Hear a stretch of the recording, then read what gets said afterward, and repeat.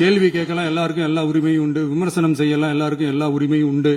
ஆனா நம்ம ஆட்சியில் என்ன நடவடிக்கைகள் எடுத்திருக்கோன்றது தெரிஞ்சுக்கிட்டு அதுக்கு ஏற்ற மாதிரி ஒரு நடுநிலையா பேசுனீங்கன்னா கொஞ்சம் நல்லா இருக்கும்.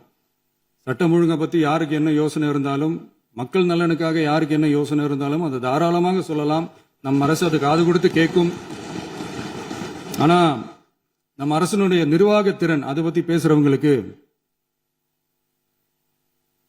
இந்த ஊரடிச்சு உலையில போட்டு ஊழல் மேல ஊழலா செஞ்சுக்கிட்டு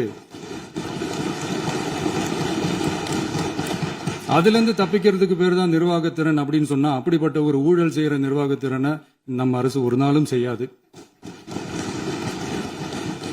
பொட்டி பெட்டியா பணத்தை வச்சுக்கிட்டு, பெட்டியை வச்சு எல்லாம் செஞ்சுக்கிட்டு, போதைப் பொருள் பாதுகாவல் கழக மாடல் அரசாங்கம் செஞ்ச ஒவ்வொரு ஊழலா வெளியில வந்துகிட்டு இருக்கு. டாஸ்மாக்ல அது என்னப்பா அது பேரு, பார்ட்டி ஃபண்ட் கட்சி நிதி அப்படின்ற பேர்ல அடிச்ச கொள்ளையெல்லாம் ஒண்ணு இப்போ கவர்மெண்டோட கஜானாவுக்குள்ள கொண்டு சேர்த்துக்கிட்டே இருக்கிறோம்.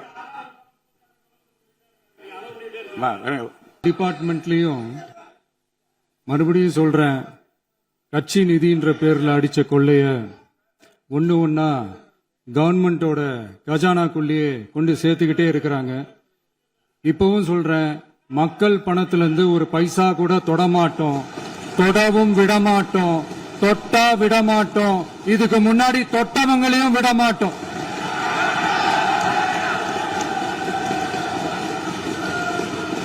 ஒவ்வொரு ஊழலா வெளியில வரும் போலே, ஒவ்வொரு வேஷமா கலைஞ்சிரும் போலே இப்ப புதுசா ஒரு வெப்பன் ஒண்ணு கொண்டு வந்திருக்காங்க. அது என்ன தெரியுமா? அவங்க தயவால தான் நம்ம ஆட்சி நடக்குதான். மக்கள் தயவால இந்த ஆட்சி நடந்துகிட்டு இருக்கு. மனசாட்சி உள்ள சக்திகளோட ஆதரவால இந்த ஆட்சி நடந்துகிட்டு இருக்கு. நாங்க தான் அனுப்பி வச்சோம் அப்படின்றாங்களே. அனுப்பி வச்சவங்களுக்கு மினிஸ்ட்ரியில இடம் கொடுத்தா ஏன் கதறீங்க? ஏன் இவ்வளவு கோவம்? ஏன் இவ்வளவு கதறல்ஸ்? இதுல இன்னொரு முக்கியமான விஷயம், மார்க்சிஸ்ட் கம்யூனிஸ்ட் கட்சி நமக்கு ஆதரவு கொடுத்தது சுயேட்சையா எடுத்த முடிவுன்னு சொல்றாங்க. அதே மாதிரி இந்திய கம்யூனிஸ்ட் கட்சி நமக்கு ஆதரவு கொடுத்தது சுயேட்சையா எடுத்த முடிவுன்னு சொல்றாங்க. இதுல எங்க இருந்து நாங்க தான் அனுப்பி வச்சோம்னா புரியலையே. மக்களுக்கு நல்லா புரியும், எல்லாத்தையும் தெளிவா பார்த்துக்கிட்டு இருக்கிறாங்க.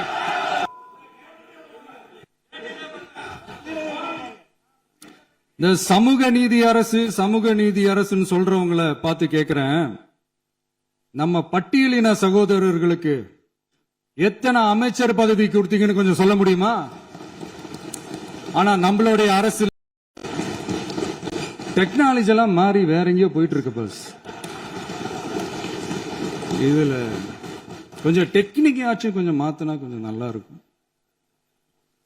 அதனால மக்களுக்கு யூஸ்ஃபுல்லா இருக்கிற மாதிரி இந்த ஆக்கப்பூர்வமான கருத்துக்களோ ஆக்கப்பூர்வமான யோசனைகளோ இருந்தா சொல்லுங்க, அதை நாங்க டெஃபரெண்டா எடுத்துக்கிறோம். ஆனா அதை விட்டுட்டு இந்த நக்கலு நையாண்டி சம்பந்தம் இல்லாத பேச்சு இதெல்லாம் பேசிட்டு அப்புறம் முதல்வருக்கு பதில் சொல்ல தெரியல அப்படின்னா அப்புறம் என்ன சோஃபா மாடல் ஆட்சியா? அது என்னன்னு புரியறதுக்கு எனக்கு ரொம்ப நாள் ஆச்சு. இந்த சோஃபா செட்டு, டேபிள் சேரு, டீபாய், பர்னிச்சர் பிசினஸ் எல்லாம் வேற எங்க வெளியில போய் பண்ண சொல்லுங்க.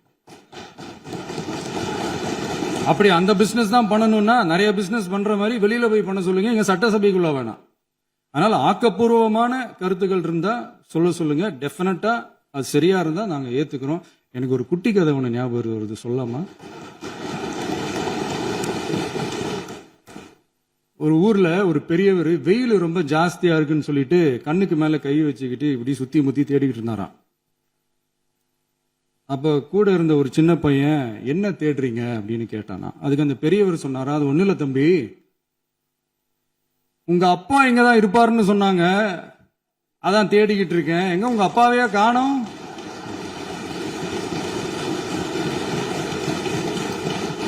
இல்ல அந்த எங்களுக்கும் நக்கலா நையாண்டியா சம்பந்தம் இல்லாத குட்டி கதை இதெல்லாம் எங்களுக்கும் பேச தெரியும்.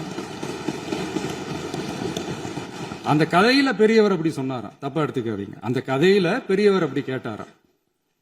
அதனால யாரும் இங்க டென்ஷன் ஆக வேணாம். சீக்கிரம் முடிச்சு விடுங்க.